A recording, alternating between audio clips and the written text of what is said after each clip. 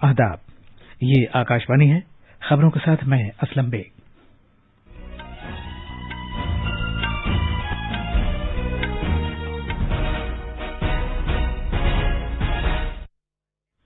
RBI के governor Shaktikanta Das ने policy जायजे का ऐलान किया है। रेपो रेट में कोई तब्दीली न करते हुए इसे 4% और रिवर्स रेपो रेट में भी कोई तब्दीली न करते हुए इसे 3.35% पर बरकरार रखा गया है।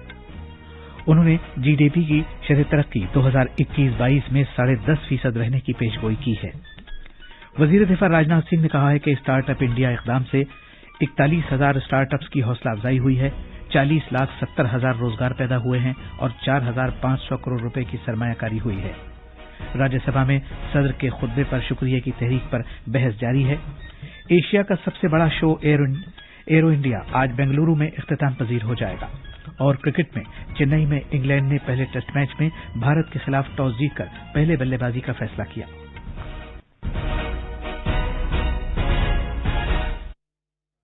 अब खबरें तफसील से।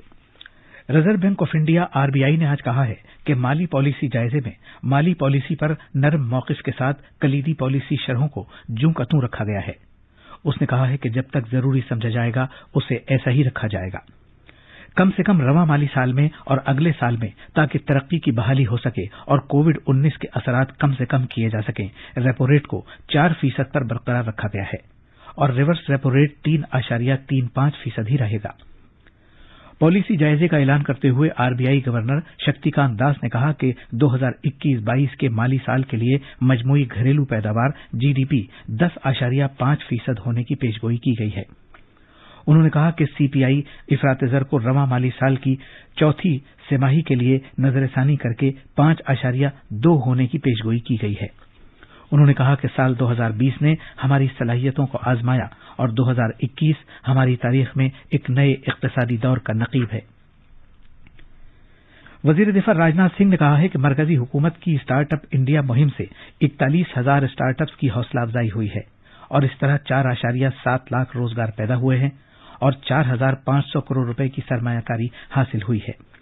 आज बेंगलुरु में एयर इंडिया शो के साथ साथ स्टार्टअप मंथन सेमिनार में इज़हार ख्याल करते हुए वजीर दिफा ने कहा कि defence India startup challenge, innovators for defence excellence, startup मंथन और इंडेक्स अवार्ड जैसे प्रोग्रामों ने मुल्क में देसी दिफाई सलाहियत और टेक्नोलॉजी से मुताल्लिक स्टार्टअप्स को जबरदस्त फरोग दिया है। उन्होंने कहा कि दिफा के शोबे में स्टार्टअप्स की हौसला अफजाई ने मुल्क के अंदर असलहा निजाम में जदीद तरीन टेक्नोलॉजी के फरोग के लिए कॉरपोरेट मॉडल तैयार किए हैं जो हमारे मुल्क को खुद कफील और आत्मनिर्भर बनाते हैं। वजीर मौसूफ ने कहा कि इंडेक्स स्कीम के तहत 1200 स्टार्टअप्स और इख्तिराकारों को अपने आइडिया बरूएकार लाने का मौका फराहम किया गया।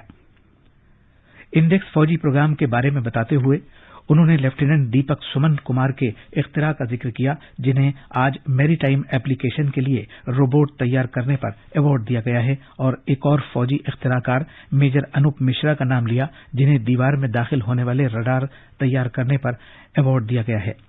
वजीर मौसूफ ने इत्तला दी है कि 45 एमएसएमई जो एरो इंडिया शो में शामिल हुए उन्हें दिफाई आलात और साजो सामान की फराहमी के लिए 203 करोड़ रुपए के ऑर्डर मिले हैं। राज्यसभा की कार्रवाई पार्लियामेंट के दोनों ऐवानों की मुश्तरका नशिस्त से सदर के खुतबे पर शुक्रिया की तहरीक के सिलसिले में मजीद बहस के लिए आज फिर शुरू हुई। बहस में हिस्सा लेते हुए बीजेपी के मेंबर पार्लियामेंट सहस्रा बुद्धे ने कहा कि अवाम मौजूदा हुकूमत में उमंगों की जमहूरियत का तजर्बा हासिल कर रहे हैं। हुकूमत और किसान यूनियनों के दरमियान कई दौर की बातचीत का जिक्र करते हुए उन्होंने कहा कि हुकूमत इख्तिलाफात को दूर करने के लिए ज़रई क़वानीन के मामले पर किसानों के साथ बातचीत के लिए अब भी तैयार है। वज़ीर-ए-आज़म नरेंद्र मोदी की क़यादत में बहुत सी इस्लाहात का जिक्र करते हुए डॉक्टर सहस्रा बुद्धे ने कहा कि मरकज ने तरक्याती फंड तक आसानी से रसाई के लिए रियासतों और जिला हुक्काम को इख्तियारात सौंप दिए हैं। उन्होंने कहा कि मरकज सबका साथ, सबका विकास और सबका विश्वास की दूरअंदेशी के साथ काम कर रहा है और इससे मुल्क को भारत की खोज से खुद की अहमियत की तरफ रुजू करने का मौका मिला है। अपोजिशन रहनुमाओं ने सदर जमहूरिया के खुतबे पर तहरीक के सिलसिले में तीसरे दिन भी मुबाहिसे के दौरान ज़रई क़वानीन को वापस लेने का अपना मुतालबा जारी रखा। ऐवान में इन बिलों की मंजूरी को गैर आईनी करार देते हुए कांग्रेस मेंबर पार्लियामेंट आनंद शर्मा ने ज़रई क़वानीन की फौरी वापसी का मुतालबा किया।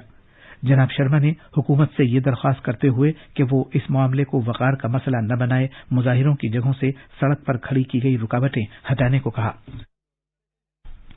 उन्होंने यह भी इसरार किया कि सुप्रीम कोर्ट में आईनी जवाज के ज़ेरे इल्तिवा मामले पर मजीद किसी ताखीर के फैसला सुनाया जाना चाहिए। एक और कांग्रेस मेंबर पार्लियामेंट प्रताप सिंह बाजवा ने यह सवाल उठाया कि इन बिलों को जल्दबाजी में ऑर्डिनेंस के जरिए क्यों लागू किया गया।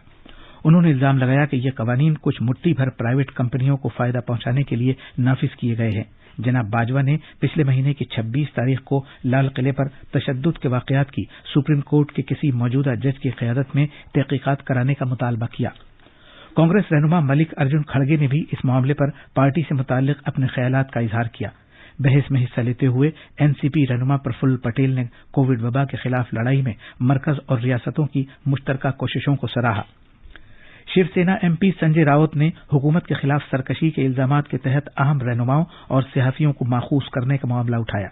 बहुजन समाज पार्टी के सतीश चंद्र मिश्रा ने तजवीज रखी कि मरकज को चाहिए कि वो ज़रई कवानीन को 3 साल तक लागू न करे। सीबीआई के रुकन बिनोय विश्वम ने मुतालबा किया कि इन ज़रई कवानीन को मनसूख किया जाए। शिरोमणि अकाली दल के सरदार सुखदेव सिंह ढिंडसा ने कम से कम इमदादी कीमत का साइंसी बुनियाद पर हिसाब किताब रखने के लिए कहा। इसी दौरान राज्यसभा में बहस अब भी जारी है। ये खबरें आकाशवाणी से नशर की जा रही हैं। मुल्क में कुल 49,59,000 अफराद के कोविड-19 से बचाव के टीके लगाए जा चुके हैं। मरकजी वजारत सेहत ने कहा है कि गुज़श्ता 24 घंटे के दौरान 5,09,000 से ज्यादा अफराद के टीके लगाए गए। वजारत ने कहा है कि 61% मुस्तफिदीन जिन्हें टीके लगाए गए हैं 8 रियासतों और मरकज के ज़ेरे इंतजाम इलाकों से ताल्लुक रखते हैं। उत्तर प्रदेश में भारत के कुल मुस्तफिदीन में से 11.9% है। इस दौरान मुल्क में कोविड-19 से सेहतयाबी की शरह बढ़कर 97.16% हो गई है। गुज़श्ता 24 घंटे के दौरान 120 अमवात हुई हैं और इस तरह मुल्क भर में इस वबा से हलाक होने वालों की तादाद बढ़कर 1,54,000 हो गई है। बेंगलुरु में एशिया का सबसे बड़ा एरो इंडिया शो आज इख्तिताम पजीर हो जाएगा और सदर जमहूरिया रामनाथ कोविंद इस अलविदाई तकरीब में मेहमान खुसूसी होंगे। इख्तितामी दिन बंधन तकरीब भी होगी, जिसमें मुल्क के अंदर दिफाई पैदावार के फरोग के लिए 200 से ज्यादा मुफाहमतनामों पर दस्तखत किए जाएंगे। उत्तर प्रदेश और तेलंगाना में दिफाई सनती राहदारियों और कर्नाटक में एरो स्पेस सनतों के लिए मौकों के मौजू पर आज सेमिनार भी मुनक़िद किए जाएंगे। शो के तीसरे रोज भारतीय और गैर मुल्की लड़ाका तैयारों के जरिए हवाई करतब भी पेश किए जाएंगे।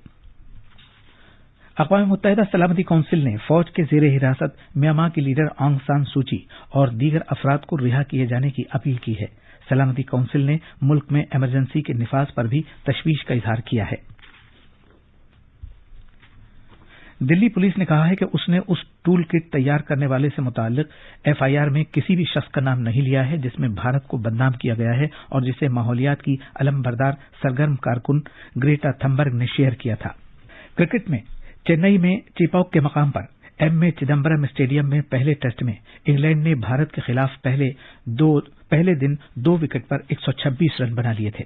इससे पहले इंग्लैंड के कप्तान जो रूट ने टॉस जीता और पहले बल्लेबाजी का फैसला किया। 4 मैचों की यह सीरीज इसलिए और भी दिलचस्प हो गई है कि इसके नताइज से आईसीसी आलमी टेस्ट चैंपियनशिप के फाइनल में खेलने वाली दूसरी टीम का फैसला होगा। आखिर में अहम खबरों की सुर्खियां एक बार फिर। आरबीआई के गवर्नर शक्तिकांत दास ने पॉलिसी जायजे का ऐलान किया है।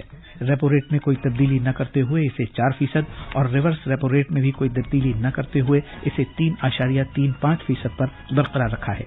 उन्होंने जीडीपी की शरह तरक्की 2021-22 में 10.5% रहने की पेशगोई की है। वजीर दिफा राजनाथ सिंह ने कहा है कि स्टार्टअप इंडिया इक़दाम से 41,000 स्टार्टअप्स की हौसला अफजाई हुई है, 40,70,000 रोजगार पैदा हुए हैं और 4,500 करोड़ रुपए की सरमायाकारी हुई है। राज्यसभा में सदर के खुतबे पर शहरी शुक्रिया की तहरीक पर बहस जारी है। एशिया का सबसे बड़ा शो एरो इंडिया आज बेंगलौर में इख्तिताम पजीर हो जाएगा।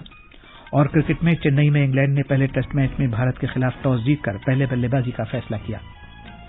इसी के साथ खबरों का यह बुलेटिन खत्म हुआ।